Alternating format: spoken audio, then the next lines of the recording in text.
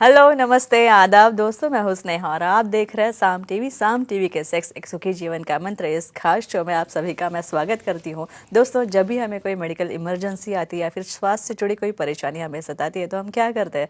सबसे पहले हम जाके ये सारी चीज़ें हमारे दोस्तों या परिवारजनों के साथ शेयर करते हैं। लेकिन बहुत से लोगों के सेक्स लाइफ की जुड़ी जो परेशानियाँ होता है वो काफ़ी हद तक ज़्यादा होती है, उनका दायरा जो है वो बहुत होता है और इसीलिए कई लोगों को कई तरीके दिक्कतों का सामना जो है सेक्स से जुड़ी दिक्कतों का सामना करना पड़ता है। पर अफसोस कोई इसके बारे में खुल के बात नहीं करना चाहता, क्योंकि हमें शर्म आती है, हमें हिचकिचाहट महसूस होती है। लेकिन दोस्तों, अब शर्माने की बिल्कुल ज़रूरत नहीं है, क्योंकि डॉक्टर विजय दहीफले जो कि सेक्सोलॉजिस्ट, यूरोलॉजिस्ट और एंड्रोलॉजिस्ट हैं, ये आपके सेक्स से जुड़ी सारे सवालों का और सारी समस्याओं का समाधान करेंगे। बहुत ही सरल ढंग से समाधान करेंगे। तो शुरुआत करने से पहले जानते हैं डॉक्टर विजय दहीफले जी के बारे में।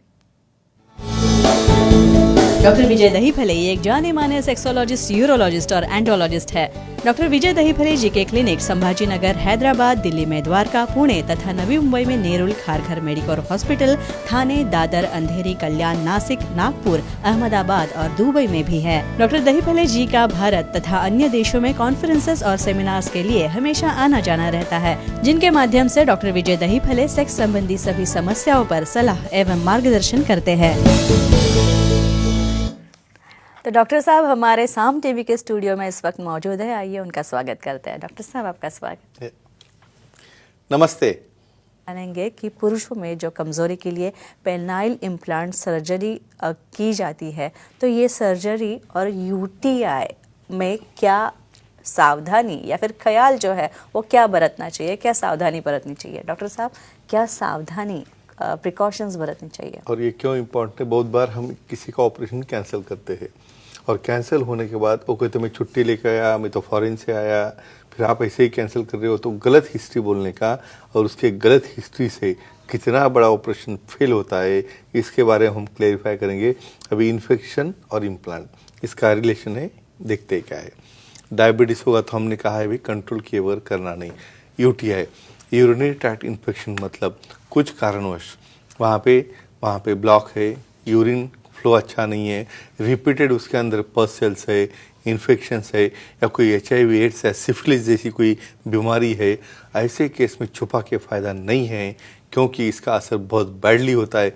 भले आपकी छुट्टी रिपीट हो जाए या भले कैंसिल हो जाए, क्योंकि ये आपके लाइफ के संबंधित करता है। क्योंकि ऐसे इन्फेक्शन में आप इम्प्लांट करोगे तो वहाँ पे इम्प्लांट रिजेक्शन या वहाँ पे इम्प्लांट फेल होने के चांसेस रहते हैं। तो अच्छा एंटीबायोटिक देके इन्फेक्शन कंट्रोल करने के बाद ही इम्प्लांट करना है, जिसकी वजह से जो इच्छित रिजल्ट है पोस्ट ऑपरेटिव आपको या आपके पार्टनर को जो एंजॉयमेंट मिलना है, वहाँ पे कोई दिक्कत ना आ जाए। तो इन्फेक्शन कंट्रोल किए बगैर इम्प्लांट नहीं कर सकते।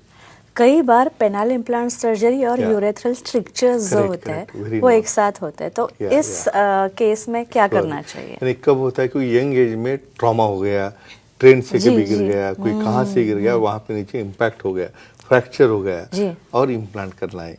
तो ऐसी सिचुएशन है जहाँ पे कट बैठने की वजह से ऑपरेशन किया जाता है, क्योंकि वो इमरजेंसी रहता है। वहाँ पे कट्स है, वहाँ पे यूरेथ्रा चिपक गई है और हम पहले उसे क्लियर करते हैं। उसका स्पेशली असेंडिंग या मैच्योरेटिंग सिस्टोयूरेथ्रोग्राम करके वहाँ पे कंफर्म करना है। क्यों? क्योंकि एक बार हम इम्प्लांट करेंगे तो उसके बाद में उसकी सिस्टोस्कोपी हो या डायलिटेशन हो या और पोजीशन करने में दिक्कत आती है। तो स्ट्रक्चर केसेस में उसका डायलिटेशन अच्छा हो, उसका सिस्टोस्कोपी करने के बाद पैसेज अच्छा हो, ऐसे होने के बाद वो क्यों करना है? क्योंकि हमें उसमें कोई फेलियर या इम्प्लांट डालने के बाद यूरिन का रिटेंशन न होवे। अदरवाइज ऐसा होता है कि आपका इम्प्लांट खराब आपने बिठा दिया, इसलिए मुझे हो रहा है, ऐसा फेल्यूर अपने नाम से जा सकता है। तो इसलिए केयर लेना जरूरी है। जी। इसके बाद ताबिश अंसारी जी बात कर रहे हैं बांद्रा से, उनका कॉल लेते हैं। जी ताबिश जी, सवाल पूछे आपका। नमस्ते सर। जी नमस्ते जी, बोलिए। कमजोरी के लिए पेनाइल इम्प्लांट सर्जरी एंजियोप्लास्टी वालों को कर सकते हैं क्या, बताएं? अच्छा, जिनकी एंजियोप्लास्टी। और ये बहुत अभी मैं उनको सबको कहता हूँ, यानी एंजियोप्लास्टी हो गई मतलब जो छोटा रास्ता था वो अच्छा हो गया, फ्लो बढ़ गया। यहाँ पे हर एक केस में कर सकते हैं, लेकिन केयर अलग है, कैसे बोलते हैं। देखो, जिसको एंजियोप्लास्टी की जाती है, पहले फ्रेंड्स एक चीज़ ध्यान में रखो, लिंग की वाहिनी या धमनी, ये जो रास्ता रहता है ब्लड वेसल, सबसे छोटी रहती है। तो जिसको हार्ट का कोई प्रॉब्लम हो रहा है ना, उसके पहले आपका सेक्स चला जाता है, आपका इरेक्शन चला जाता है, और वही आप ध्यान में रखना, वही एक इंडिकेशन और इशारा रहता है कि आपको विशेषज्ञों को दिखाना है भी हार्ट कैसा है। क्योंकि यहाँ पे 25% ब्लॉक हो गया है ना, तब हार्ट 50% ब्लॉक होता है ऊपर। समझो एंजियोप्लास्टी की तो कुछ प्रॉब्लम नहीं आता है भाई, एंजियोप्लास्टी आप कर सकते हो, हार्ट की सर्जरी कर सकते हो, तो ये लिंक के क्यों नहीं कर सकते। लेकिन प्रिकॉशन लेके डेफिनेटली आप कर सकते हो, इसे डरना नहीं है। मैं क्यों कह रहा हूँ कि बहुत बार उसका पार्टनर नहीं बोलता है बहुत हो गया भी खाना पीना और बैठना, बाकी सेक्सुअल लाइफ सब छोड़ दो, ऐसा नहीं रहता है। इसलिए कर सकते हैं, लेकिन विशेषज्ञ के हाथ से। डॉक्टर साहब, कई बार ऐसे होता है कि उम्र की 50 के बाद, या फिर उसके 50वें उम्र के बाद, उम्र की 50 के बाद काफ़ी बार ऐसे होता है कि प्रोस्टेट एनलार्जमेंट की तो काफ़ी सारी ये कॉमन है, ये सिम्टम्स तो दिखते हैं, लेकिन इसके साथ पेनाइल इम्प्लांट सर्जरी भी हो तो क्या सावधानी लेनी चाहिए। और आपको बोलो इम्प्लांट 50 के बाद ही करना है, या बहुत बार 80 साल तक कर सकते हैं, लेकिन साथ में प्रोस्टेट है, क्या करेंगे।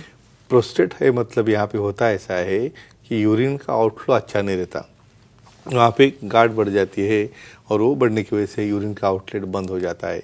तो ऐसे केसेस में भी इम्प्लांट कर सकते हैं, लेकिन प्रोस्टेट का मेडिकल ट्रीटमेंट है, या एंडोस्कोपी करके उसे अच्छा करने के बाद ही हम इम्प्लांट कर सकते हैं। और क्या इस पेनाइल इम्प्लांट सर्जरी के वक्त एनेस्थीसिया जो दिया जाता है वो कौन से प्रकार का होता है? ये पेशेंट की चॉइस से भी रहता है, क्योंकि बहुत बार पीठ में इंजेक्शन लगाना बोलेगी तो पेशेंट वहीं से भाग जाता है। तो बोलते मुझे कुछ समझना नहीं चाहिए, तो उसे हम थोड़ा सेडेशन देते हैं। जनरल एनेस्थीसिया हम अवॉइड करते हैं, क्योंकि उसके चेस्ट के कॉम्प्लिकेशन रहते हैं। लेकिन यहाँ पे स्पाइनल अभी काफ़ी एडवांस टेक्निक है, बहुत छोटी नीडल है, या वहाँ पे कुछ एनेस्थेटिक स्प्रे मार के भी करते हैं। तो स्पाइनल एनेस्थीसिया सबसे अच्छा रहता है। और समझो कुछ कारणवश वो पॉसिबल नहीं है तो जनरल भी एनेस्थीसिया दे सकते हैं, लेकिन पेशेंट का चॉइस और फिटनेस यहाँ पे मायने रखता है। इसके बाद हैदराबाद से सुषमा जी है, उनका कॉल लेते हैं। सुषमा जी, आपका स्वागत है, सवाल पूछिए। नमस्कार सर। नमस्कार जी, बोलो। पुरुषों के कमजोरी में पेनाइल इम्प्लांट सर्जरी करने के बाद कब से कब ड्राइविंग कर सकते हैं? देखो, सिंपल क्वेश्चन नहीं है, ये बहुत इंपॉर्टेंट क्वेश्चन है। क्यों? क्योंकि इम्प्लांट जब डालते हैं तो वो जाता है पेरिनियम तक। तो यहाँ पे फ्रेंड्स क्या रहता है, जब हम कार्पोरा में इम्प्लांट डालते हैं, उसका रूट है अंदर रहता है कम से कम 10 सेंटीमीटर अंदर। और जहाँ पे हम सीट पे बैठते हैं, समझो साइकिलिंग है, मोटरसाइकिल है, या कहाँ पे कार ड्राइविंग है, तो डायरेक्टली इम्प्लांट को हिटिंग होके वहाँ पे इम्प्लांट डिस्ट्रैक्ट या डिस्प्लेस हो सकता है। तो कम से कम 2 या 3 महीने तक आपको हार्ड ड्राइविंग सीट पे बैठ नहीं सकते, इसलिए कि उसे कोई पेन या डिसलॉजमेंट हो जाए। जब सेक्सोलॉजिस्ट यूरोलॉजिस्ट कहेंगे तभी आप ये डिसीजन ले सकते हो, लेकिन कम से कम 1.5 या 2 महीने के बाद ये कर सकते हैं। लेकिन डॉक्टर साहब, ये सर्जरी पेनाइल इम्प्लांट की करते कैसे हैं? प्रोसीजर चाहिए, इन शॉर्ट में बोलता हूँ मैं आपको। यहाँ पे ठीक है, एनेस्थीसिया दे दिया पेशेंट को। एनेस्थीसिया देने के बाद सुपाइन यानी लेटा है बेड के ऊपर, पेनिस को कवर करके क्लीन करके कैथेटर डाला जाता है, जिसकी वजह से कि यूरेथ्रा को कोई इंजरी नहीं हो। पीनोस्कोटल जंक्शन पे इंसिजन लेके कार्पोरा ओपन करते हैं, दोनों सिलेंडर डायलेट करते हैं, मेजरमेंट लेते हैं, और उसमें जो सिलिकॉन का इम्प्लांट है उसका प्री मेजर जो साइज फिटिंग वाला है उसे फिट करते हैं, सूचर बाद में लेते हैं, और दूसरे दिन कैथेटर निकालते हैं, और 7वें दिन स्टिच निकालने की जरूरत नहीं, क्योंकि वो एब्सॉर्बेबल रहता है। 3rd डे को उसे डिस्चार्ज करते हैं, और फॉलोअप के लिए हम 7 या 15 दिन के बाद बुलाते हैं। साधारण तौर पे सामान्यतः कितना ड्यूरेशन या फिर कितना समय लगता है सर्जरी यानी ऑपरेशन का ड्यूरेशन? आप तो मुझे लगता है काफ़ी सर्जरी सीख जाओगे। ठीक है, हार्डली 1 या 2 घंटे, उससे ज़्यादा नहीं है। प्लेन केस में यहाँ पे 1 या 1.5 घंटे में हम केस करते हैं, जो सेमी रिजिड इम्प्लांट की हो। इन्फ्लेटेबल होगा तो कई बार उसे 2 घंटे तक का टाइम लगता है। तो फ्रेंड्स, एक ही चीज़ ध्यान में रखो, पेनाइल इम्प्लांट, इसे हम रामबाण सर्जरी कहेंगे।